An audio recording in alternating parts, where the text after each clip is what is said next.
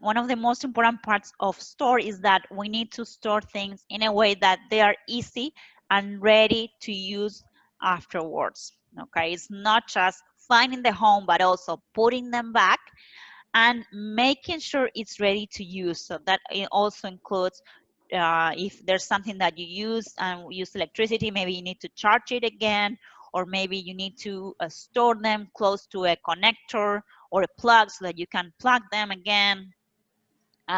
You name it, but make sure that it's ready to use. Remember that we talked about also the cleaning supplies, that whenever you use them, then you put them back in the and you store them, but maybe they are still dirty. So make sure they are clean so that the next person can use them right away. So to store, organize things based on the frequency of use. Think of who will use it, what the space needed, how much. Think about in the future how many of them you need to do your work and be efficient. So trying to define the right space you need for that. Also try to store it close to where you're going to use it so that you don't have to move around. One thing that also you have to save in 5S is movements. Movements can be from trucks or any transport, or maybe your movements. You as a person, whenever you have to, go up or go down, that's a movement in your body, and you have to reduce that as well. So of course there will be shelves that are higher, but just try to keep the higher shelves for things that you don't use you don't use that often. Try to use the shelves that are at your eye level and your hand level for the regular things. And also check heavy items that are not put on top because they can be unsafe, or maybe small things should not also be on top because whenever you're trying to get them out, they can hurt you or hurt someone. So try to think about all the safety hazards that you can have, and also the quality hazards. Maybe that you mix things that should not be mixed, or you mix the good with the bad things. Try to also separate and store in a different location all the things that are not in good condition, and use colors or codes to help you organize that and help everyone else identify how things need to be stored. Any questions? No.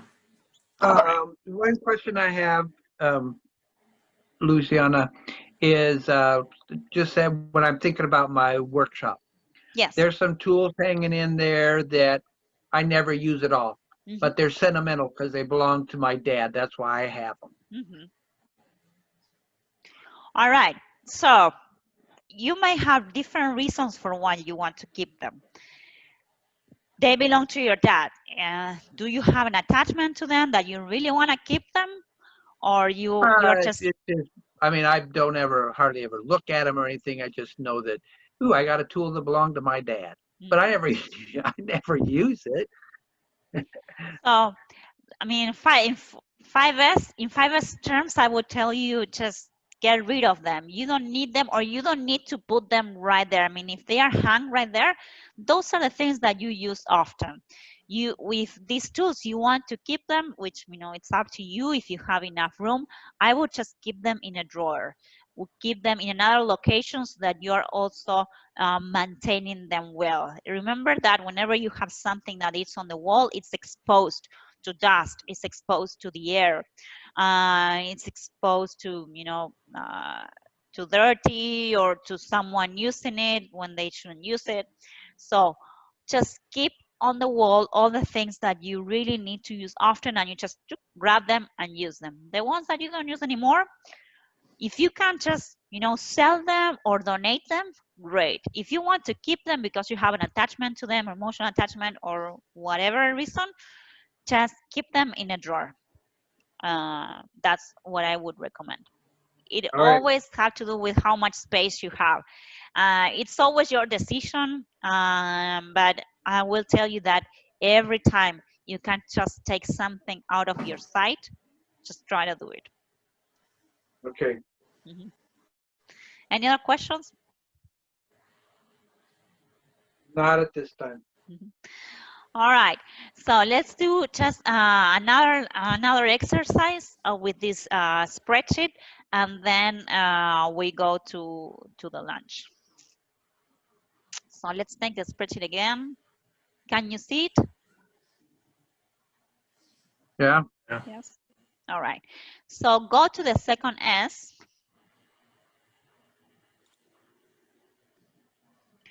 And then you can use the same items that you had in your list before, or you can go to other items. Now go very much in detail. Go to each of the items and define the frequency of use. If you already had them in that list, in the previous list, you already know what's the frequency of use. You already did that. So now define the location that they should be put if you want to move them out. So now focus on the things that you want to move out, okay? That you think the location is not easy to access, or is not okay for the weight, or is not okay to contain all the amount of things that you want to contain there. And define the criteria. Why would you change to that location? Maybe because of size, maybe because of weight, because of the distance where you used it. You used it in a specific place and they are not close. So how you can reduce that movement. Or maybe because, you know, it's comfortable for you, but there's other people that wants to use them and for them it's not comfortable. So maybe you want to find a middle ground. Or maybe because you use it too often, or you don't use it often at all and you want to move it out. And try to write down, if it's you, okay, just you, you don't have to complete this out, the responsible. But if you have a team, just think about who could do it, who could be better, uh, knowledgeable, and or where this should be organized. And if you have any other observations or information that you want to provide, just write it down here. Okay. Okay, let's go back to work. You have 8 minutes. It's 11:52. You have to at 12. You tell me your results. Okay, be ready to share the same way we did before. And in case you wanna show any pictures, please feel free. Be my guest. You can send pictures of your before, and then we can compare the after later on. Any questions? Not now. All right, I'll wait for you then. If you have any questions during the activity, I'll be here.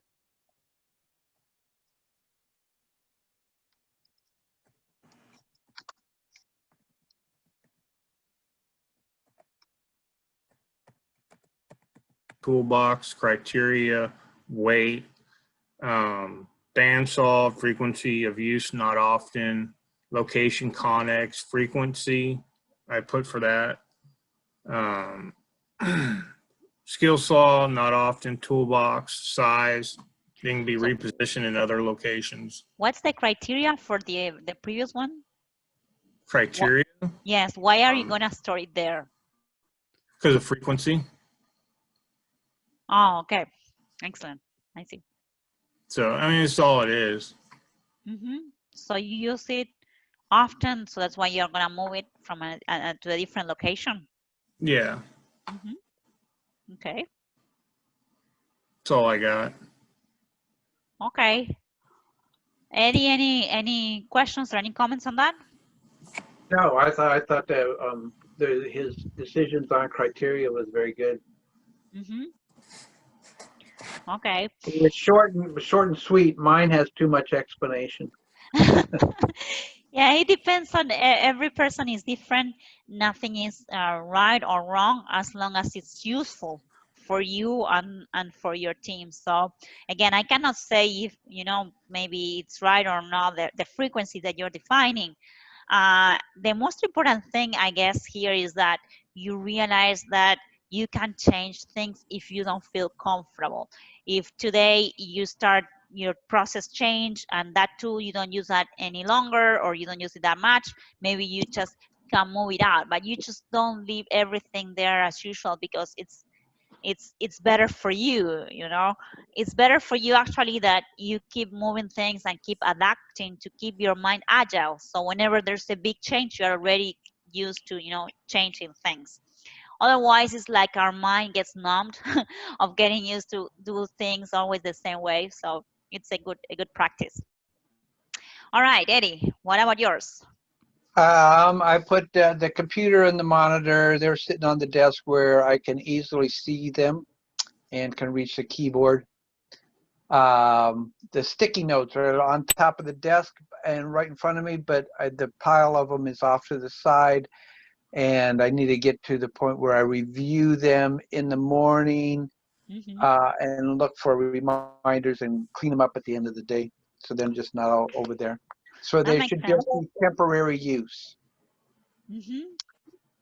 My planner, I still think I should have that at the location it's at there on the side of the desk. I review that every morning, but at my age, I need to look at it a lot to remember what I'm doing. And the notebooks, I should keep them up on a shelf where they belong instead of just letting them pile up on my desk. And there's and the clock is it's out of the way, but it's easily reviewed, so I can always see what time it is and know how I'm doing on my tasks. The pens, I need to make sure the pen holder is easy to reach but out of the way, so it's not in the way of what I'm doing. Hmm. So what about the amounts of pins, or is that okay? I think right now it is because I just reach in there and grab something. Hmm. So I think that works. All right. There, you Is want to that see it? it? There it is. Yeah, see it? Oh, okay. Yes. So, you know, sometimes with, well, I need this yellow, I need this green, you know, all these markers, and then you realize that you never use them. Or maybe, you know, you use them really often, and maybe you need to have a spare one on your drawer in case you need them, you know, in the future. So that's what I do Right. too. I have like the one pen, one marker on the desk, and then I keep a drawer with, refills for that. This is stuff So that I need to figure out what to do with it. All these notes that hang down here. yeah.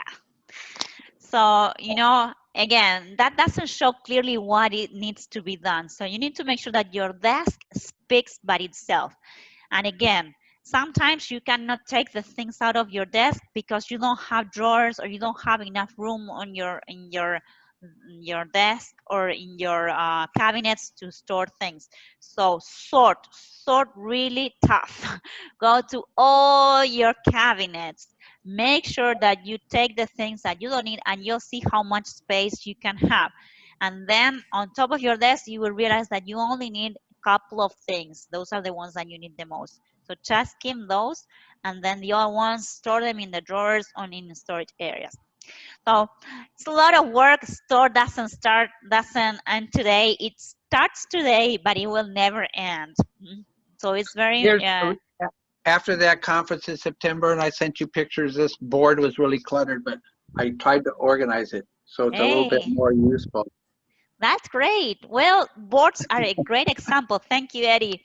And you are doing a great job, and you will see some examples of how you can organize your board, because in many companies I've seen that they have boards, but they have all type of, you know, post-its and notes on the board, and it's really hard to read. Like nobody will read that because they don't know what's new, what's updated.